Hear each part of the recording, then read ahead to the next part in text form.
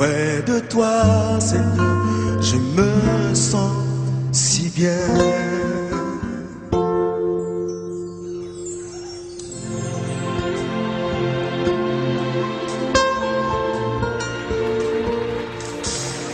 Bonjour, mbote, salut, le sako, na bande konyoso bazolanda biso, pe pona bakristo tolobi shalom, na binoso bazolanda biso na émission na biso, oyo tobengi yango Uptime.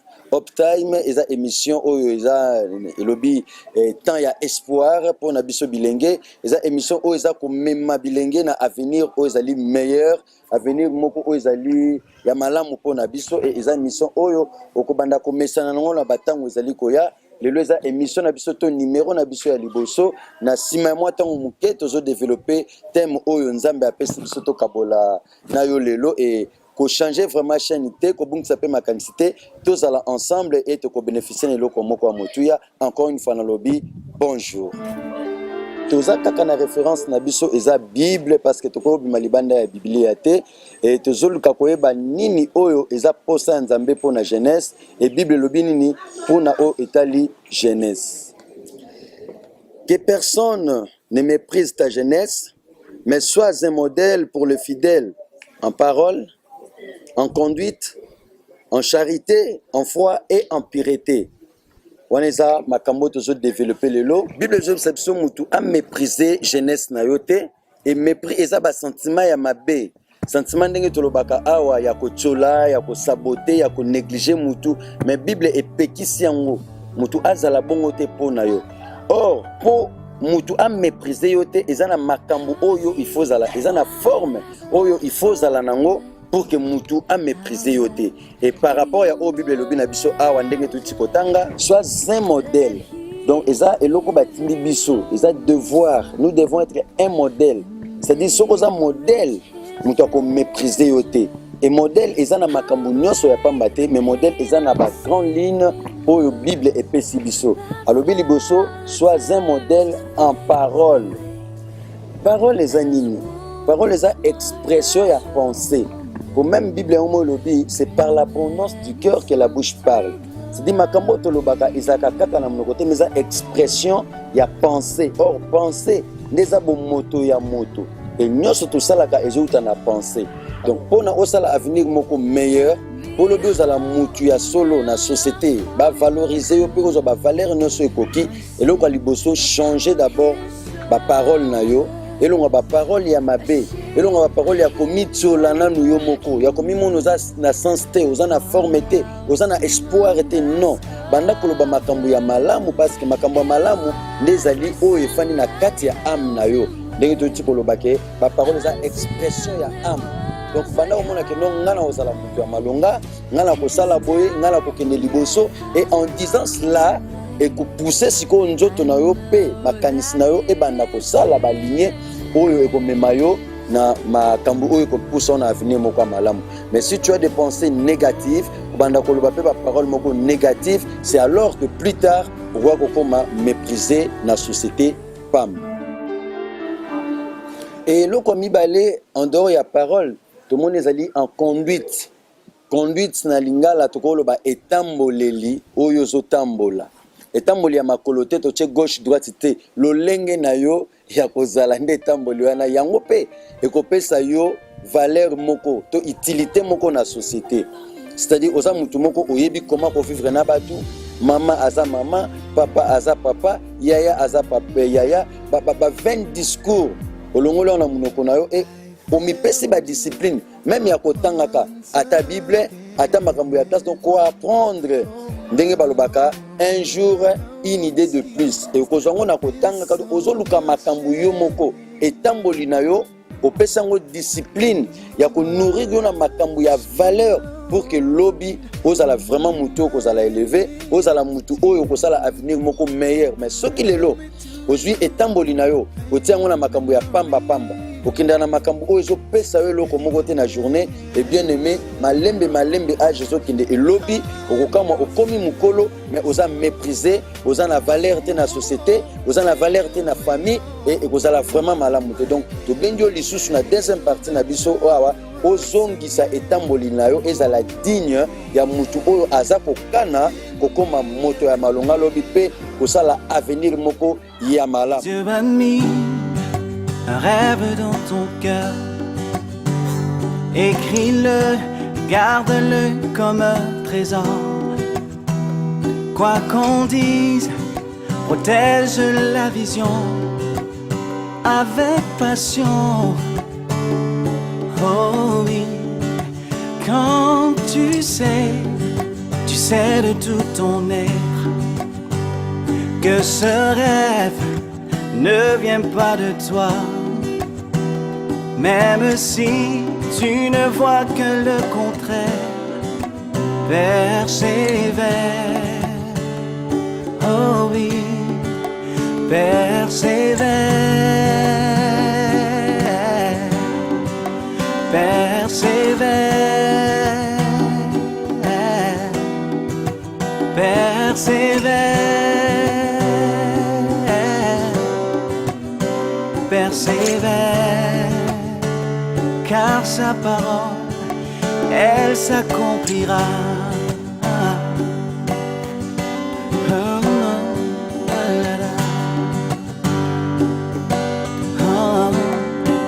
Si dans ton cœur est réelle cette promesse, quand vient le doute, lève-toi et confesse que Dieu est vrai et que sa parole demeure éternelle.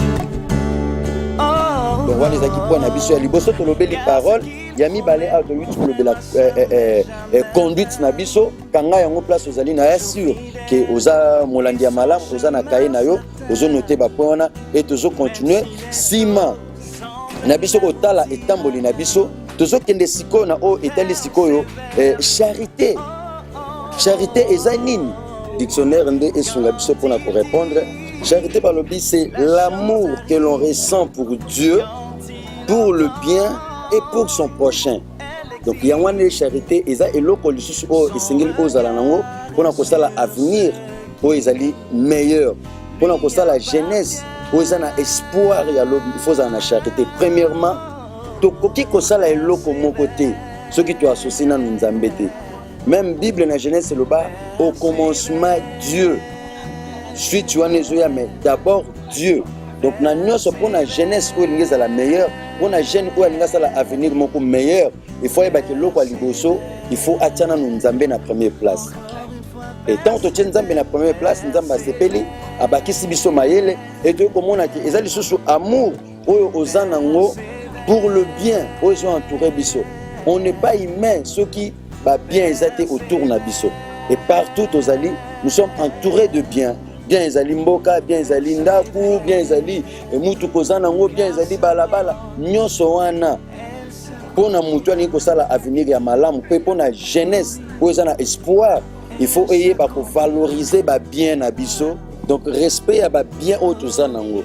Okama obi mais émission za ki ya jeunesse ndeni ba kotima mte nyonso wana dans l'ensemble. Ndezo sala jeunesse moko kozana avenir, jeunesse moko ya espoir, jeunesse moko ya valeur. Donc, on va valoriser ceux qui ont valoriser nous bien entouré. Et en tant que jeune, zonga skona makansita la non bisika olalaka. Ezandengeni ni mbetu no ezakandengeni ni chambre no ezandengeni ni salon na bino ezalupangu balabala ezandengeni ni. Et ozokana kozala jeune moko ya malamu lobi, ozokana kozala jeunesse moko ya malamu lobi, mais bien aimé tout se prépare. Et banana nous se préparer ko banana yo moko mutu. Talana nous accoutrement na yo bilamba no ezandenge nini. Est-ce que ça propre? Est-ce que ça repassé? Otali sikonda ko tali entourage otali bisika nyonso yo le kakawana soki toyebi ko pesa yango bolingo charité, c'est alors que lobi to ko sala venir moko ya malamu. Et troisième point na o etali kaka charité, balobi respect les susto charité envers le voisin. Voisin na biso ya musala otobengi collègue. voisin na biso ya classe, voisin na biso ya quartier, voisin na biso même automatique na bis moko aza déjà voisin na biso. Et sika toza pona kokoma na zandu aza voisin toza ne parcours. Et toyeba kopesa respect. Tobeta ozobeta masolo o etali voisin wana te, ezo déranger voisin. Respecter droit ya voisin. Yeba ke na bus balobaka to balobaka te, lisolo nini fona kota. Topé na kota te, est-ce que makambo na yosala eko déranger voisin na nga ya bus, eko déranger voisin na nga ya classe, eko déranger voisin na nga ya musala, eko déranger voisin na nga ya lupangu ya commune. Et ce qui eko déranger tout ça la yangote. Mais tout ça na amour, tout ça na estime envers ba voisin na biso, c'est alors que lobby à venir na biso kozala meilleur et puis jeunesse na biso ekozala honoré pe ekozala ka jamais méprisé. Tout ça kolinga jeunesse na biso to récupérer yango et biso tozo croire que oza jeune oza vraiment important oza na ba valeur moko ya makasi et pour la société pour na libota na yo pe pour na mboka na yo et soko ko tia en pratique makambo o ba conseil o tozo partager na ona tango oyo et tondimi ke lobby même baboti na ba ko kamwa vi na yo même bandeko ba yebaki yo na lolenge mususu ba ko komba ko mona na lolenge ya malamu oyo ko masika e kozali pamboli pona yo e kozali pamboli pona société e kozala peli pamboli pona mboka na biso. Quatrième point na biso to monaki pona ozala vraiment la valeur pour que mokili ait méprisé jeunesse na yote. Quatrième sous-point na biso ya mokona lelo ezalaki lisusu ozala modèle en foi. Foi eza oto benga kana lolenge mususu kozala optimiste. Donc mutu mona kama kamuna sens moko positif ozotanga classe bi non j'ai la foi. Que ndenge na bandi classe na osilisa yango et ndenge na osilisa na kozwa musala donc na kozwa musala na kosala bonabo et otikali ferme na ba décision na yo. C'est ça la foi. Et la foi ezaka ka pona ba chrétien mais pona yo mutuzo la donc être déterminé, être ferme. C'est ça l'optimisme eza eloko ya malamu o il faut mutu ozala nango pour lobi okoma mutu. Mais mutu obujaka na foi. Ono manetiki ndenge na otanga bona osilisa te musala o neti na kolongwa nanga e wana pe ezeloko ya malamu te pona yo oyo zolanda biso e kosala ke o suki sanzela na ona katikati mais suye na biso zake okende okoma mutu pe ba valeur nyonso o nzambe atia kati na o ebima. Donc zala na foi, zala optimiste na makambo nyonso yo zosala yeba ke ozosala yango non comme un amateur, non comme un apprenti mais comme un professionnel.